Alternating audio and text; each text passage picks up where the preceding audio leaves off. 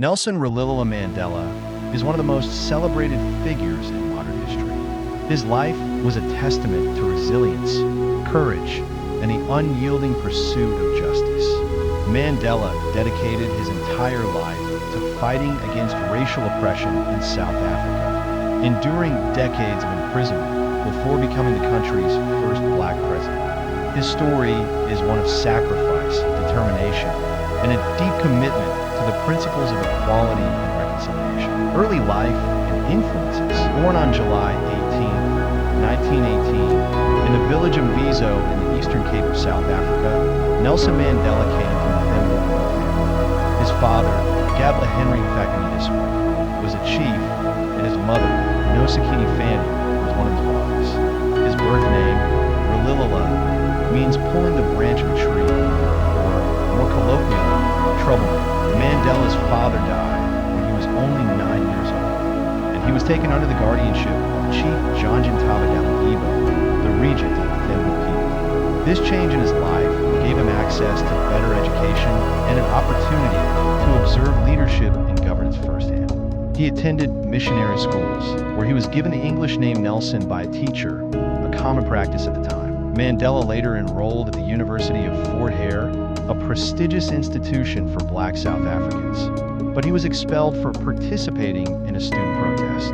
He then moved to Johannesburg, where he worked in law firms while completing his legal studies at the University of Witwatersrand. It was during this time that he became actively involved in the anti-apartheid movement, the fight against apartheid. Apartheid, the policy of institutionalized racial segregation and discrimination, was officially established in South Africa in 1940. Under this system, black South Africans were denied basic rights, forced to live in designated areas, and subjected to systemic discrimination in employment, education, and political representation. Mandela joined the African National Congress, ANC, in 1944 and helped establish its youth league. He and other young leaders, such as Oliver Tambo and Walter Sisulu, sought to make the ANC more militant in its approach to dismantling apartheid. They organized protests, strikes, and civil disobedience campaigns against the racist policies of the government. In 1952,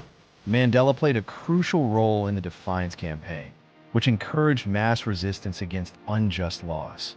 He traveled the country urging people to defy apartheid policies nonviolently. However, his activism attracted the attention of the authorities, and he was arrested multiple times. In 1956, he was one of 156 activists charged with treason in the infamous treason trial. The trial lasted until 1961, and Mandela, along with his co-accused, was ultimately acquitted. However, the government's repression of the anti-apartheid movement intensified, and Mandela realized that peaceful protest alone would not dismantle apartheid. The turn to armed struggle and imprisonment. In 1961, Mandela co-founded Umkhonto we Sizwe, MK, the armed wing of the ANC, believing that armed resistance was necessary to bring about change. He led sabotage campaigns against government installations to avoid civilian casualties while sending a strong message to the apartheid regime. In 1962, Mandela was arrested and sentenced to 5 years in prison for inciting strikes and leaving the country illegally. However, in 1963, he was put on trial again, along with other ANC leaders, in what became known as the Rivonia trial.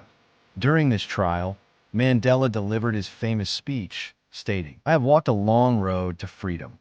I have tried not to falter. I have made missteps along the way. But I have discovered the secret that after climbing a great hill, one only finds that there are many more hills to climb." He was sentenced to life imprisonment in 1964 and sent to Robben Island, where he spent 18 of his 27 years in prison. Conditions were harsh. He was forced to perform hard labor in a limestone quarry, and he was only allowed one visitor and one letter every 6 months. However, he remained a symbol of resistance, inspiring both his fellow prisoners and the global community. During his time in prison, the international movement against apartheid grew significantly. Countries imposed sanctions on South Africa, and activists worldwide called for his release. His image as a freedom fighter strengthened, and by the late 1980s, there was growing pressure on the South African government to negotiate release and the road to democracy. On February 11th, 1990, after 27 years in prison, Nelson Mandela was finally released. The event was broadcast worldwide, and millions watched as he walked out of Victor Verster prison, hand in hand with his wife, Winnie Mandela. Despite his long imprisonment, Mandela preached reconciliation rather than revenge. He played a central role in negotiating a peaceful transition from apartheid to a democratic South Africa.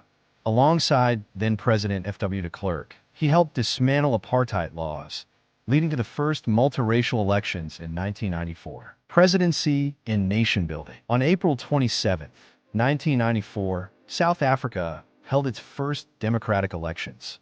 Nelson Mandela was elected as the country's first black president, marking a historic turning point. He was inaugurated on May 10, 1994, and pledged to build a united democratic nation. One of his greatest achievements as president was fostering reconciliation. He established the Truth and Reconciliation Commission, TRC, led by Archbishop Desmond Tutu, to address crimes committed during apartheid. Instead of vengeance, the TRC sought truth and healing, allowing victims and perpetrators to share their experiences. Mandela also worked to improve the lives of black South Africans by addressing issues of land reform, education, and poverty. He promoted national unity and even embraced former adversaries, famously wearing the Springbok rugby jersey during the 1995 Rugby World Cup final, a gesture that helped bridge racial divides. Later years, in legacy, Mandela served only one term as president, stepping down in 1999 to allow new leadership to emerge. However, he continued his humanitarian work, advocating for peace, education, and HIV/AIDS awareness through the Nelson Mandela Foundation. In 2009, the United Nations declared July 18th as Nelson Mandela International Day, encouraging people to dedicate time to community service in his honor. Mandela remained a global icon until his passing on December 5th, 2013, at the age of 95. Conclusion: Nelson Mandela's life is a remarkable story of perseverance, forgiveness, and leadership. He endured immense suffering, yet remained committed to his principles of justice and equality. His legacy continues to inspire movements for human rights across the world, reminding us that, as he once said, it always seems impossible until it's done.